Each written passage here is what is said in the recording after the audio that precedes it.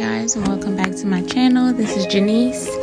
I just wanted to start by saying thank you for everyone who's been patient, because I know I don't record like I'm supposed to, but you know, life just be lifing. But this particular client, she hadn't come to me for a while and her hair was in distress, to say the least. So I'm just brushing her out. You're gonna see at the end that we do her a nice bob. We get all those ends taken off completely and she starts fresh. So I just don't want anybody saying that we cut all her hair off and you know that wasn't necessary, because it really was. You can't see what is actually necessary on the camera. It shows but it don't show, but what you can see was that she really needed a haircut anyways.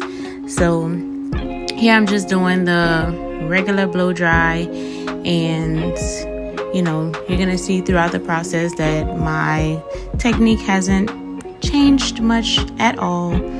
I'm using my own brush from my own line, so that's doing. But at the beginning her hair was kind of snagging in when I was trying to blow dry it, so that was all because of those ends needed to go. So I do recommend to my clients to be consistent, and because that's my goal, is for all my clients to have healthy, long growing hair.